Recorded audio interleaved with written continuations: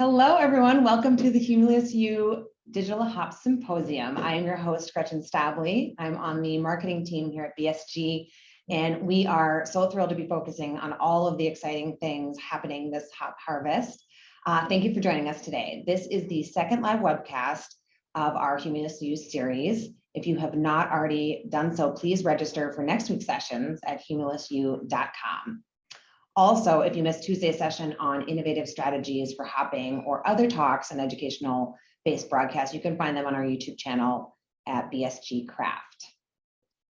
Today, we are honored to have Jessica Riel from Double R Hop Ranches here with us today. She is going to provide her review of the 2021 Hop Crop Report. And with that, I'd like to welcome Jessica and let her turn things over. Hi everyone, welcome to our presentation today. It is day 25 of harvest here at Double R Hop Ranches. So we have picked enough to have a good idea of how the first half of the crop looks, and we have some projections about how we should be finishing out. So with that, I'll go ahead and start my presentation for you all.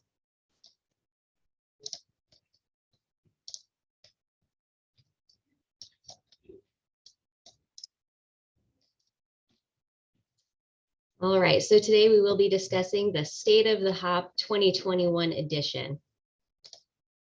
And our presentation will be broken into 3 different sections. We'll talk about my farm, Double R Hop Ranches, and our role in the hop industry.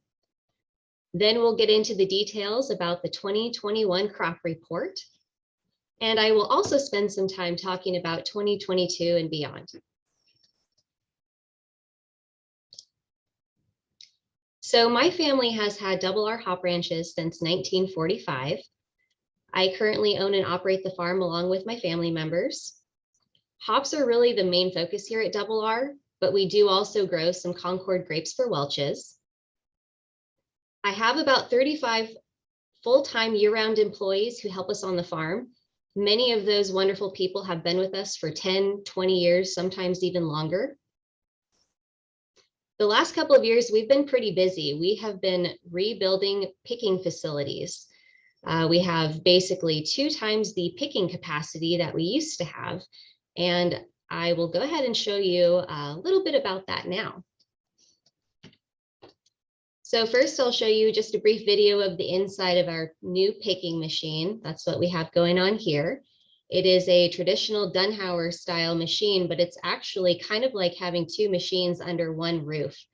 So it has enabled our family management team to concentrate on a single site, and we continue to harvest about the same acreage of hops through this facility. And of course, in the future, I do still have 2 other facilities that we can use. We can foresee a need potentially to still use some of the old facilities for the mid-picking window when we have a lot of hops that mature around the same period of time.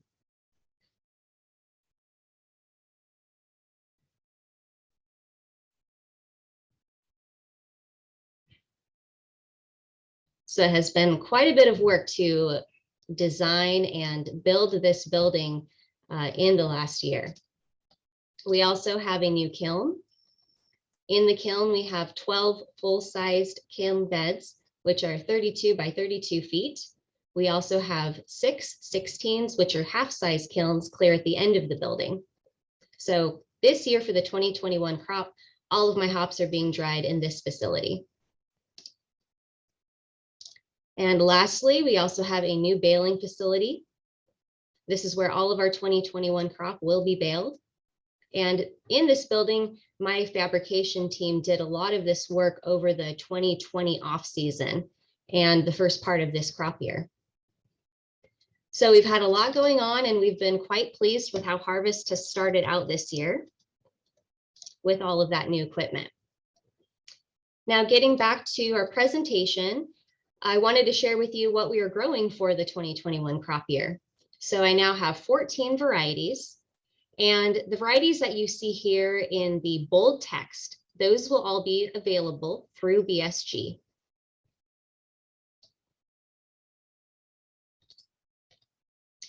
Now, every time that I start the crop report, I like to highlight any significant impacts related to weather. And this year, the time period that really stands out is June. So what you're looking at here is actually the temperatures for June of 2020.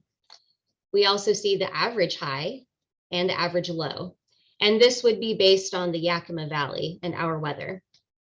Now, for the 2020 year, notice that my chart tops out here at 100 degrees. We had some days, especially late in the month, that exceeded the average norms, but we did not exceed 100 degrees. And this sort of weather is really ideal for plants that are striving to achieve height and prepare for the burst stage in the growing process. Now, if we compare this chart to June of 2021, you'll notice some differences. This chart tops out at 120 degrees. And thank goodness we did not have a day where we achieved 120 degrees. However, late in the month, as you can see here, we had quite a bit of time here where we were near 100 degrees. And then at the tail end, we had some record-breaking heat. We had a day here where we reached 113 degrees here in the Hera area where my farm is located. Now, this is something that has been sort of unprecedented for the hop industry, this sort of high temperature. So there were some impacts. As you can see here, I have some plants that were photographed at my farm following this heat incident.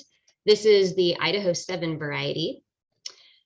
We found that some varieties struggled more than others through this high heat incident in late June. Something that was commonly occurring in these plants was the top of the plant, it basically couldn't handle that heat. We had the top nodes kind of dying off and drying out.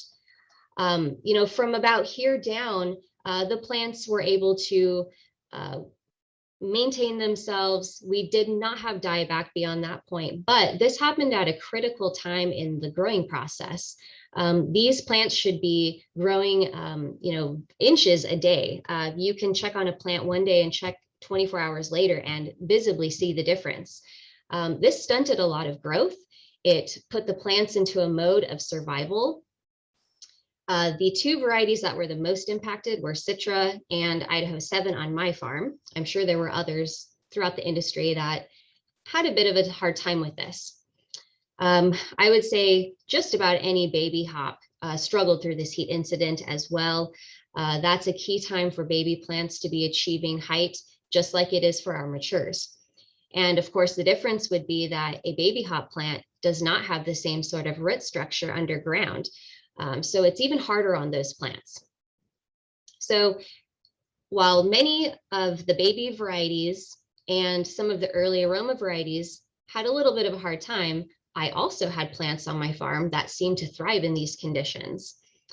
So it's a bit of a mixed result, but one thing is for sure, and that is irrigation playing a very critical role in making it through this sort of incident. My farm, and I'm sure all of the others in our growing regions, were very careful about monitoring irrigation.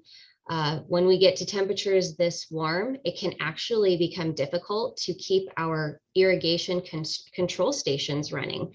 Sometimes that sort of heat can be a bit too much for the electronics.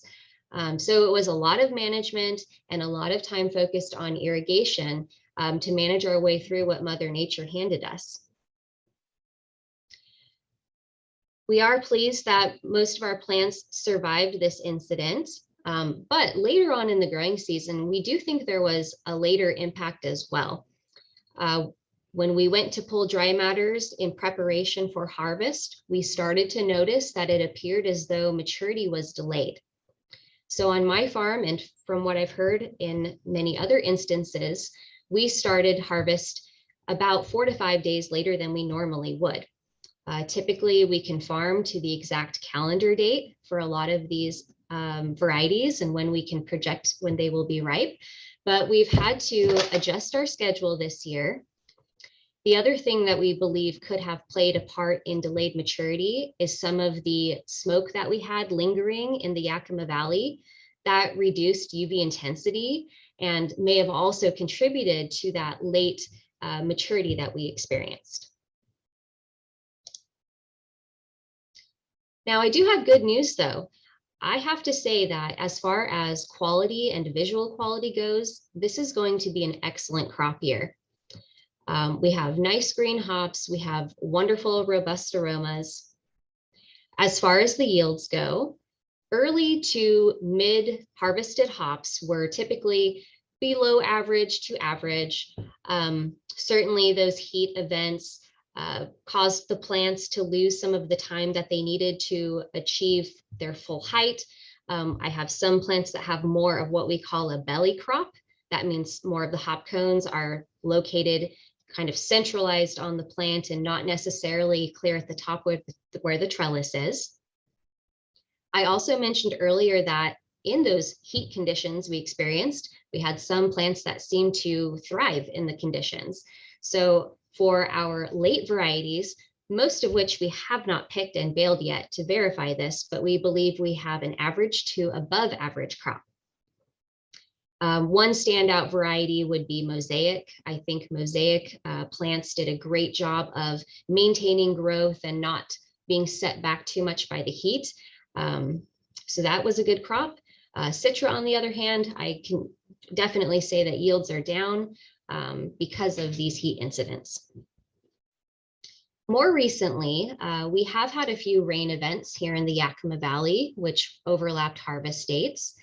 This is something that makes picking more of a challenge. Certainly it makes drying more of a challenge.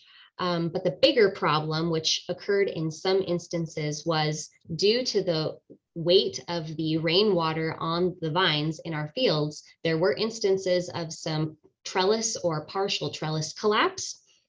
In most cases, if that occurs, the plants can still be harvested. It just becomes a very labor-intensive process.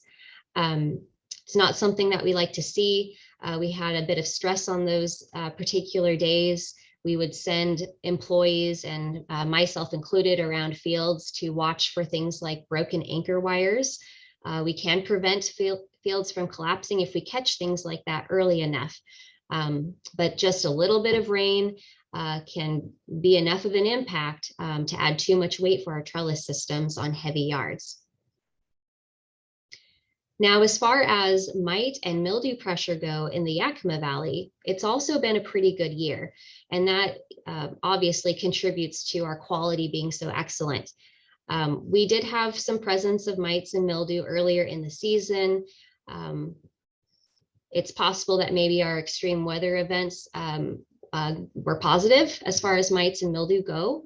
Typically, hot weather will increase mite presence, but we did not experience that.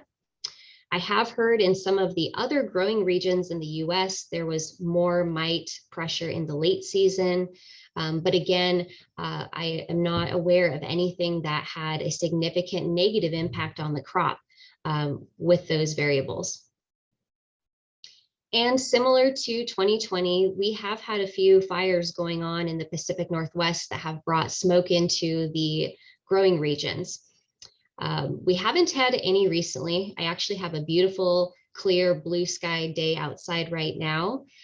We think that when the smoke was present, it could have contributed to some delayed maturity. But as far as we've experienced, we haven't seen any negative relation to aroma or quality because of it.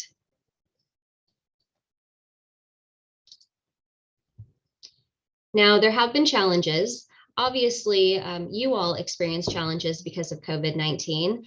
The same is true here on all of our farms. Our state has created some new regulations to help us ensure that we are keeping our workforce safe. They also added some new regulations for working in extreme heat conditions and also in smoke conditions.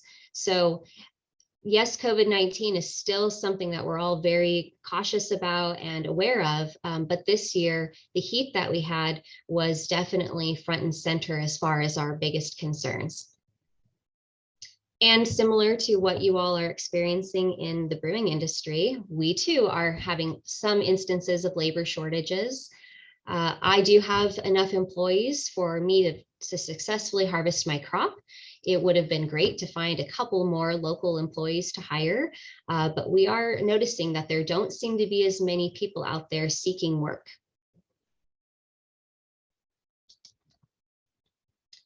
One other concern that I'd like to highlight, and it's one I've brought up the last few years during our Humulus U presentation, is the Cascade variety and viroid concerns. I just completed harvest of my final Cascade crop here at Double R Hop Ranches. We have grown Cascade for many, many years.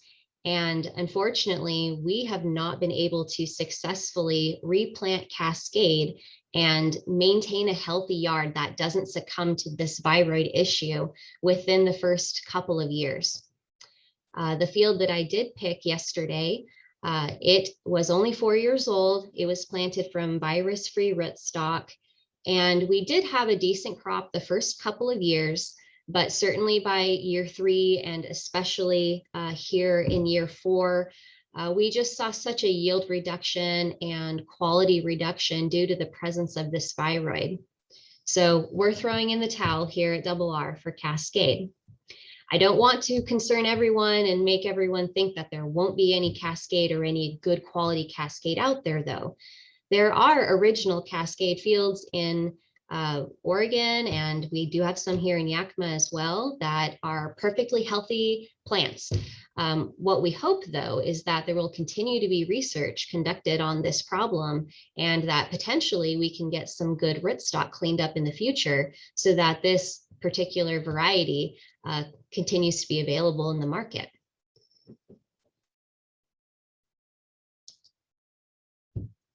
Now, as we think about future crop years, on my farm, we're going to continue to work on continual facility improvement.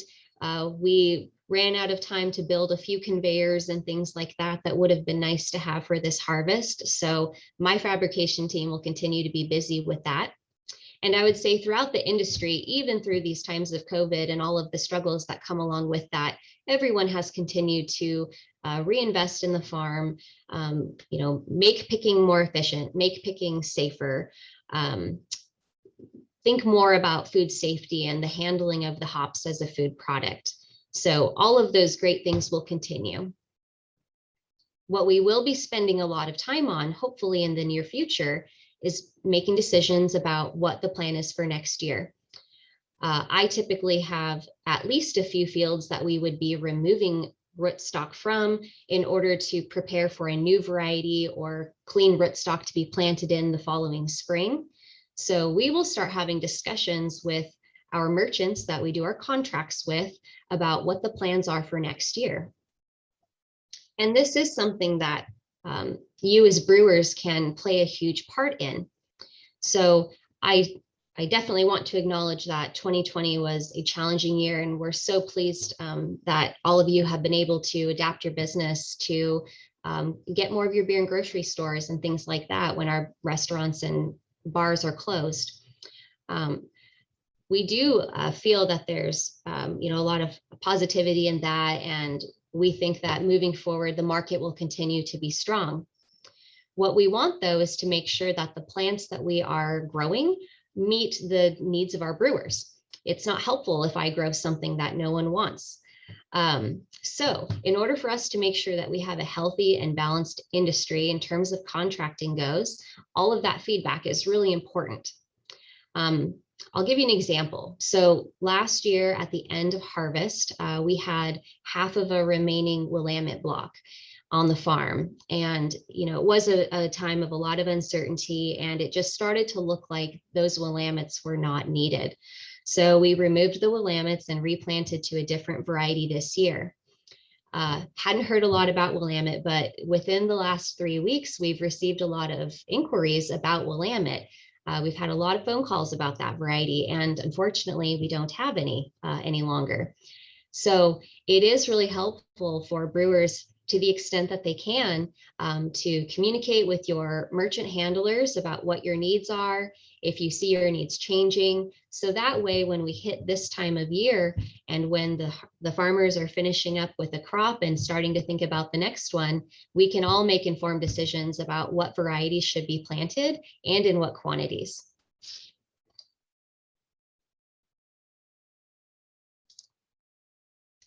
So that's what I had prepared for all of you today in terms of the 2021 hop crop.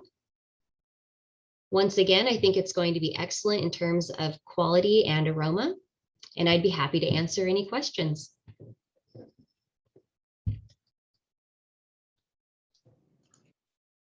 Jessica, thank you. First of all, beautiful and very impressive facility you have there. Looks like you had a really beautiful hop harvest in your bins over there. Just gorgeous, gorgeous facility and mound of hops. It's beautiful.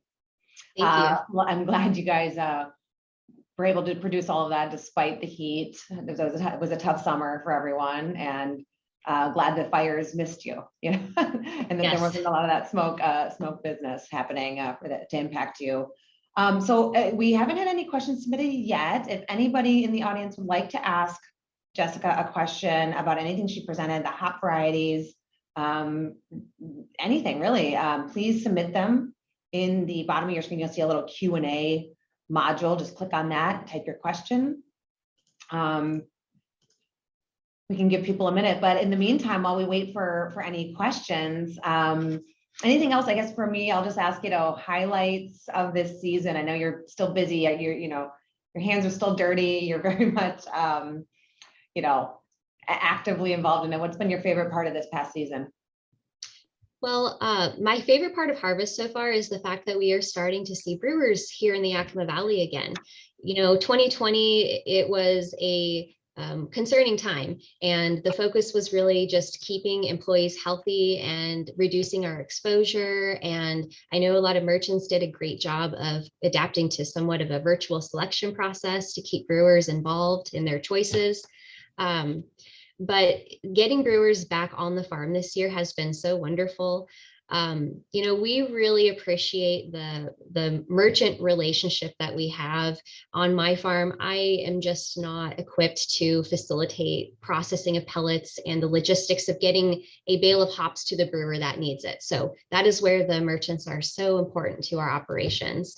But we still really like to get a chance to visit with the brewers. So, we welcome tours, and we've started to see more of that this year. And that gives me a chance to, hear the stories about what has been going on at the breweries the last year, for us to talk a little bit about, what may be a challenge for us, and then get feedback about these next steps that we need to make. I like to ask questions like, what are your favorite hops to use? And what do you expect to use more or less of? So. Jessica, when you mentioned the challenge you faced with COVID, having to do the virtual hop selection. So how does, obviously hops are something very sensory and you want to smell and taste and all of that. How is double R hop branches, how have you kind of dealt with that virtual sample sending, or how do you operationalize that? Yeah, I have sent out a few samples. I think in many cases, the brewers have been doing that with the vendors or the merchants as well. I've had a couple core samples that I pulled and stuck in the fridge for certain brewers that still made it out last year though. But it's not the same as coming to Yakima and getting the chance to select from as many lots and get a chance to visit the farm that the lot came from. So, it's been a good solution for our current problems to keep everyone safe, but we definitely hope to see brewers continue to make the pilgrimage to Yakima. Absolutely. I know it's probably was lower attendance than most years, but good to still, I heard that there was still a lot of people who went and who were there like in last week and other times. And I guess just also, along the lines of your hop selection. So you have, in that one slide where you showed, I think you had what, eight or nine varieties? I have 14 varieties this year. 14 varieties, it's amazing. And I know that, BSG, we carry the ones you highlighted, several of those. How many of them are new, or how have you expanded your hop varieties in the last couple of years? We actually reduced a variety because we did pull Willamette, and I had baby hop fields this year, but they were more acreage of existing varieties that I had. So, we like having a lot of variety in the varieties, because what we do when we go to start, a contract or think about what fields we're going to turn over and replant, we have to keep the picking window in mind. It's not great if I choose to focus on only hops that are ideally harvested in the middle of September. My program basically normally starts August 24th and then concludes at the end of September. So if I'm pulling a yard that I normally harvest, let's just say August 29th, I need to try and replace it with something that's ripe around that same time. So, I have quite a variety here on my farm, and I have some aroma and I have some, more alpha focused hops. But for us, it's really important to make sure we hit those target picking windows. That way I'm not sending anything too green or too OG into a warehouse. The trust that your customers have and everybody has, coming to you, obviously it's because of that, the quality that you put into it, and that, and I guess that virtual selection, is really about they trust and that you're going to be providing the best hops possible for the breweries and the suppliers. So we did have several questions come in, so I'm going to go ahead and ask the first one. First one is a fun one. What is your current favorite hop and why? Ooh. I guess my answer to that, it is a lot like that. There's a wrong answer sometimes. But the way that I evaluate what my favorite hop is very different than a brewer. I appreciate smelling the aroma, but I don't think I'm quite as skilled at noticing differences between fields and that sort of thing as my brewing customers are. What I get really excited about is watching the plant from the time it comes out of the ground and grow through solstice and grow through burr and develop cones. And my favorite to watch right now is actually Comet. Another variety that is similar in this regard is Equinaut. But these two varieties are very fun to grow and very fun to watch because they come out of the ground in the spring. And as they begin to develop leaves, these plants, compared to a lot of other hops, are kind of like a lime green, yellowish color. They almost look like they're nitrogen deficient or something like that. But they're quite healthy. It's just how they look. They're very vibrant. And right around the summer solstice, as they're almost at the trellis wire, they quickly change color. They get to be a darker green. They start to look a lot more like the other hops around them. So that's an interesting way for me to keep track of where we're at in the growing season without referencing the calendar. I can always count on that color change. Isn't that fascinating? I know the chemistry of it all, right? And the science behind hops is fascinating. That's what makes it such an exciting market to be in. And I would add for the audience, rather than asking Jessica her favorite hops, if anybody in the Q&A wants to submit their favorite hops, ideally those that are purchased from Double R Hop Ranches and some of your favorite of the ones Jessica listed, your favorite variety, that would be exciting. We can kind of read those off a little later. Another question: has Double R been experimenting with kilning temps? And if so, what have you been doing in those experiments? So we have a brand new kilning facility, which has been wonderful the last 2 seasons, actually. We typically dry aroma hops at a lower temperature. It's typically 125 degrees. Now that I'm getting into my alpha hops, I dry most of those at 140 degrees. On my farm, I only harvest hops during the day. So I just have 1 day shift of picking. And then at night, we do all of the drying and our baling. So I have several hours before I need those hops to be removed from a kiln floor for the next hops to come in behind them. So I don't have to try and expedite the process at all. What we typically do is go through our drying sequence, and that has a lot to do with throttling down the fan speeds more than it does changing any sort of temperature. But once I have achieved the moisture content I want, I will continue to run fans in order to cool the hops down. That way they are, completely, air room temperature by the time they are moved to my baling facility, and they'll hang out there in a large pile for at least another 18 hours or so until they're baled. Fantastic. Good. Thank you. And then one more question that has come in. It's kind of a long one, so hang on here. Chase asks, do you ever team up with local breweries for wet hop beers? Local to me is Eastern Tennessee. We only have 1 or 2 hop farms with limited varietals, usually Cascade. Something they usually do, I would assume, to cut down on labor costs is cut the vines and transport to participating breweries and have a picking party. Said breweries then make a wet hop beer with the hops. So I guess, have you done something similar with your local breweries? We have. We have worked with some of the local breweries in Seattle, and we are close enough to Seattle for them to come and pick up hops from us too. So yes, we do quite a bit of fresh hop. The quantity varies. I have some breweries that come out and get just like 20 pounds of something. And then I've also had orders that are 8,000 pounds of fresh hops. So I can do anything in between. And, we always get charged up about that, and to hopefully be able to taste the beer afterwards. So yes, that is something we do.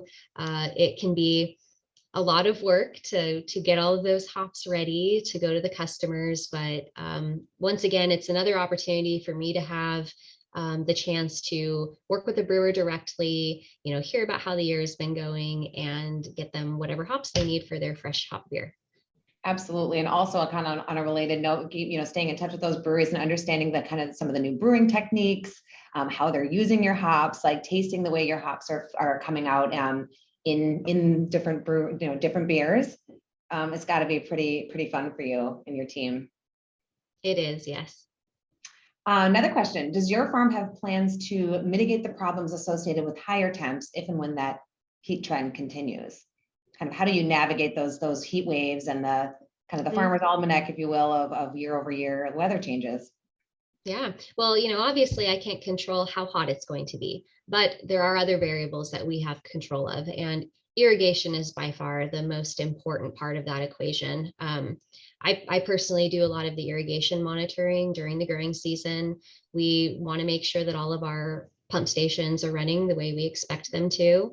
I mentioned that record heat can actually damage some of the electronic components. And if I have a controller that stops working, or if the power goes out, I'm losing hours that I need the drip irrigation running for these hop plants to keep them alive during these sorts of situations. Mm-hmm. So, making sure that we allocate the resources and the labor to make that the top priority when it is hot is probably the best thing that we could do to mitigate any negative impact.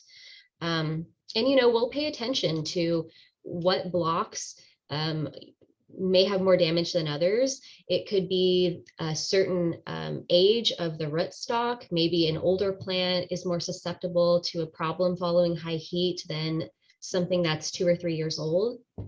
Maybe if it's a baby plant, am I noticing that the plants started from a pot versus started from a root cutting in the ground do better than the other? So I'm just going to have to be more cognizant of noting those differences from year to year, because this does seem to be a trend that will continue. Yeah, it seems like just a lot of handholding and babying of your babies. All of your farm is, you just must walk the grounds and just check everything. And I mean, from everything from, insect and having to deal with just so many variables. It's a challenge, but just a labor of love, I'm sure. We had a question come in. I've had some early harvest CTZ, which I enjoyed. Would you ever consider harvesting a traditional high alpha hop prior to hitting maximum yield, or treating them more like aroma hops? Yes, I actually do grow some varieties that are traditionally alpha hops that are used in the craft segment. It tends to be a smaller majority of the hops. If I have a field, let's say it's 20 acres of an alpha hop variety, it's likely that maybe only 1 to 2 of those acres would be used by the craft industry. As far as picking it early goes, when I go to pick a variety that I have more than one block of, I always start with whatever the highest dry matters are. That tells me that it's the most mature. And I typically work my way back from that to whatever wasn't as mature. If I had a merchant come to me and say, hey, I have 20 acres of CTZs going to the craft segment, we want you to pick this early, I could make arrangements and do that. So again, it's one of those important examples of us needing the feedback. We want to do what our customers' needs and wants are. And if we're not hearing that from the brewers or the merchant early enough, I'm just going to harvest that whenever my alphas would be, as high as possible. So yes, we will, but we need the direction and we need the advance notice in order to do that. Makes sense. That's great. It's amazing how just how fluid you can be and flexible and accommodating when it makes sense for the business, obviously, in the right market for it. Any other questions from the audience? We've answered all of the audience questions, but just wanted to give people a chance if there's any kind of final things we can before we have to wrap things up. We're well, we have plenty of time here, but would love to just kind of give people a chance. Otherwise, I think maybe I can just kind of take this time to remind everybody that we have 2 more sessions next week. We've in the chat window, you'll see the Humulus U website. Please register for next week's sessions. We've got a Brewers Roundtable on Tuesday, and then next Thursday, we're going to be doing our tour of the BSG facility in Yakima. So for anybody interested in those, we'd love to have you. Also, there's a newsletter sign up, and Humulus U is a program that BSG, we're going to be expanding on and doing more of an evergreen program throughout the year, where we have a variety of different events, discussions, resources, and content and videos posted there for really for brewers and with an educational purpose throughout the year. So sign up for the newsletter, where we'll be putting out just sort of updates and communications on the next things that this program or initiative that we're doing with the industry will be putting out. So we're excited about growing this. And Jessica, we certainly value our partnership with you and the Double R Hop Ranch facility, obviously, and all of the hops you put out. So grateful to be able to offer those to customers. See if there's anything else. I don't see any final parting words, maybe, Jessica, before we wrap up, that you want to share with everyone, or maybe what you're most optimistic about as we finish off this season. Well, I think that the rest of the crop is going to come in beautifully. As I mentioned, it's been a good year in terms of any pest pressure that has us feeling like we need to get the hops picked as soon as possible. So I guess what I would say is all of us farmers are very much looking forward to our vacation at the end of all of this hard work. But we're enjoying the harvest process this year. We're happy to see all of you brewers as you come into town. And hopefully it's just smooth sailing until the last vine goes into the machine. Well, and for everybody to make sure to, if they're in the area, to come stop by and visit. I certainly would love to visit. All right, well, I guess that's a wrap. We can go ahead and sign off for today. I just want to remind everyone to our BSG Craft YouTube channel has a lot of this recording will be posted and shared afterwards, as well as lots of other great content there. And we hope just that everybody got some great valuable insights and a look inside of Jessica's ranch and hop inspiration from this discussion. And from all of us here at BSG, cheers and happy brewing. And thank you so much, Jessica, for joining us. Thank you for having me. All right. Bye, everyone. Bye.